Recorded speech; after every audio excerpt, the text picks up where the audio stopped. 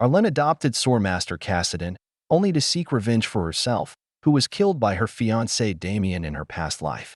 But Kasabin has a past much deeper and more dangerous than she realizes, and this drives his own motives for staying close to her. If Arlenne isn't careful, the user might end up being used. In her past life, Arlenne's intense emotions, akin to a blazing fire, instantly vanished 3 years ago when she discovered her fiancé's infidelity and was physically assaulted by him. All that remained was her disgust towards him.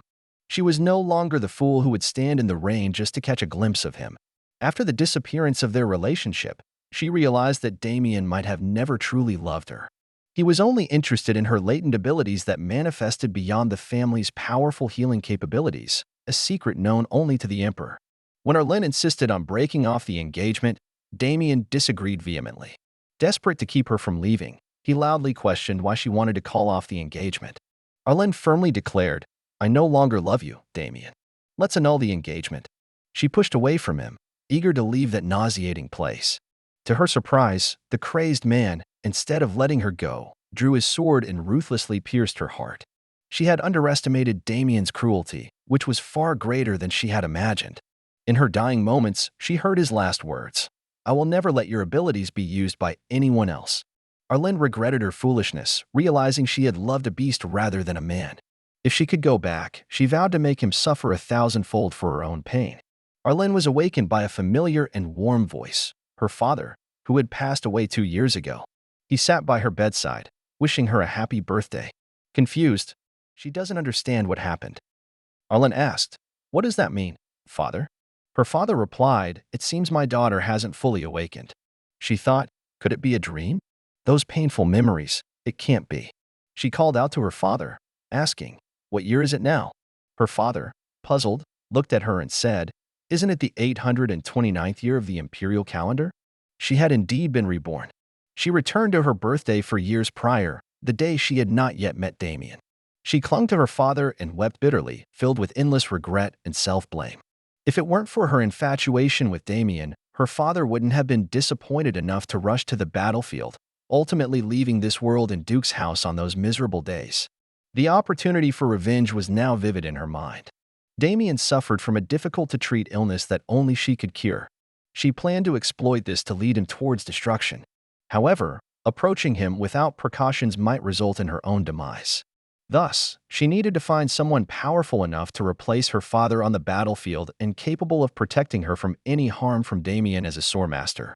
A few years later, the Empire had such a person, the god of sword of the Empire, a once-in-a-millennium sword genius. However, he was currently just a struggling sword slave in the arena. Before the Crown Prince found him, she needed to subdue this beast. After her reincarnation, Arlenne considered Kasabin her first target. Looking across the entire continent, perhaps only he surpassed Damian in strength. According to the information he was brought back by the Crown Prince, she had about a year to find him. So when her father asked her what birthday gift she wanted, she replied she wanted a younger brother. Her father was shocked, thinking his daughter wanted him to remarry.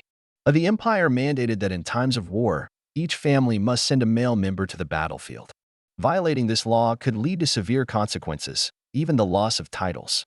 Her father had died in battle in her previous life, and now Kasabin, once a gladiator, was in dire straits. To make him a member of the family, she needed to provide sufficient benefits and care. It was crucial to bring him back and make him a part of the family. Arlenne pleaded with her father to agree to this absurd request, and to her surprise, he agreed directly, with one condition: she must bring him back for him to see. After bidding farewell to her father, Arlenne eagerly prepared to embark on the journey to find her future brother.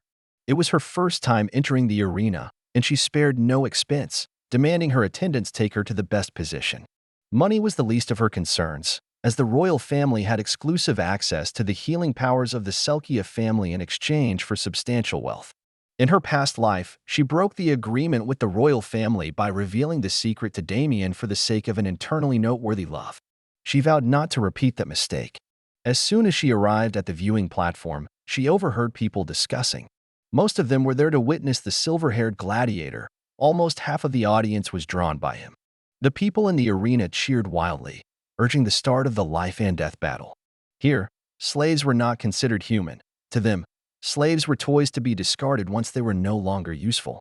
Kasabin, the former confidant of the crown prince and the strongest swordsman in the entire empire, was now just a beast trapped in the dueling arena, selling his body. Arlenne only intended to purchase a slave, but ended up witnessing a brutal slaughter in the arena. The silver-haired man in the arena, expressionless, killed everyone who approached him. Despite not being physically imposing, his movements were incredibly swift. After a moment, he stood alone, Kasabin. The crowd erupted in cheers, chanting his name, but he seemed indifferent to the celebration. He turned toward the stands, where a golden-haired woman caught his attention. The host appeared, bringing the frenzy to its peak. He announced the auction of Kasabin's first knight to the highest bidder. A handsome and capable slave like him was a rare find, and the arena buzzed with bids. 100,000 gold coins, shouted one man. 500,000 gold coins, cried another. 1,000,000 gold coins, he's mine, yelled a man confidently. Then a slender hand was raised. Arlenne declared, 50 billion. But not for the knight. I want to buy him outright. Is 10 billion gold coins enough? The raucous dueling arena fell silent. Arlenne repeated, I'm asking you, is it enough? The other party hastily reassured her, of course, it's enough. Arlenne successfully obtained him, but to her surprise, as soon as they were in the waiting room, the man began undressing. She was about to speak when he interrupted, What's wrong, my master? Allow me to serve you. Arlenne was taken aback. She quickly reached out to stop him and helped Kasabin put his clothes back on. She replied, No, I didn't buy you for that. Kasabin asked, If not for that, then what would you like me to do? Arlenne answered, I cannot ignore the pleading look in your eyes. She needed him to let down his guard, so her response was a mixture of a little benevolent lie based on reality. I felt your urgent desire for redemption. She touched his hand gently and said, How pitiful. Your hands are covered in scars. I initially wanted to buy you and set you free, but if I release you, you might be forcibly taken back and become a source of entertainment for the audience. Using her healing power, she healed the wounds on Kasabin's hand. The man looked astonished.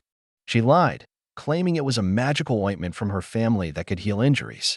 Kasabin tried to decline, stating that it wasn't worth using such precious medicine on him. Arlenne said, No price is too high when it comes to saving a life. Kasabin replied, But I carry the weight of countless lives on my shoulders. She consoled him, That was something you did to survive. I believe it wasn't intentional. As Arlenne comforted him, she approached and asked, Why did you become a slave duelist? What about your family? He answered, They were gone a long time ago. I've been wandering alone until I ended up here. With caution, he asked, May I know who you are? After introducing herself, Arlenne casually inquired about his age. He was 2 years younger than her. All her actions today led up to this moment, and she asked, So, would you like to be my younger brother? The man was stunned, having considered countless possibilities but not this one. Arlenne said, I can free you from the identity of a slave. You won't have to live that miserable life anymore, harm others for survival, or be looked down upon by anyone. So, are you willing to become a part of my family? He appeared tamed, responding, As long as it's your command, I will obey without question. Arlenne took his hand, saying, You don't have to be so formal with me. After all, we will be family in the future. The man, looking at their joined hands, suddenly spoke, Sister. He repeated it continuously as if he had obtained a precious treasure. Sister, thank you. You are truly a gentle person. His excessively submissive demeanor made Arlenne's hair stand on end. Was it because his adaptability to the situation was too strong? Or perhaps his fleeting subtle expressions? However, she didn't care. Using him to protect her father and herself, he would become her brother, her sword, and shield in the future. If he needed to use her as well, it was acceptable, just as she used him. Having planned everything, Arlenne faced resistance from her father. He couldn't accept the idea of his daughter bringing back a slave to be her brother, let alone qualify as a guard. Arlenne had to be honest with her father, expressing her fear of an impending war that might force her ailing father to participate. Having an adopted son would prevent such a situation, especially considering Kasabin's exceptional martial skills. Her father, realizing her intentions were for his sake, no longer harbored initial discontent but needed time to consider. Arlenne gazed at the setting sun, reflecting on her death and her previous life at this very moment. Despite healing Damian's heart, she was fatally pierced by a sword. Determined not to let Damian die easily this time, she had to ensure Kasabin became her brother. Facing a well-groomed man, she put on a fake smile. Kasabin seemed a bit nervous, asking, Do I look strange? She replied, Not at all. It suits you well. He questioned, Do I really deserve such treatment? Arlenne reassured, don't say that. Since I brought you here, I'll take care of you. I'll convince father, so don't worry. Kasabin tightly held her hand and said, I'll prove my worth. Surprised by his clarity, Arlenne asked, is there anything else you want? He expressed a desire for a sword, as he was accustomed to being accompanied by one. Arlenne nodded in understanding and continued to inquire about his preferences. Kasabin suddenly lifted her hand and sincerely said, this is enough. I feel like I'm in a dream right now, but I seem to have already fallen for you. From the moment I first saw you, I couldn't look away. If this is a dream, I hope never to wake up. Even if you abandon me in the future, I won't resent you. Hearing this sincere confession, Arlenne found it amusing. It had only been a day, and this wild beast was already trying to enchant her. Determined to tame the beast, fulfill his every desire, promise not to abandon him, and not expose his tricks, she decided to be a foolishly gentle sister before revealing herself fully. Arlenne even arranged for this dangerous man to stay in the room next to hers, allowing him to approach her at any time. Not just a healer, she also dealt with herbs. Last year, she cured the emperor's illness, making her family wealthier.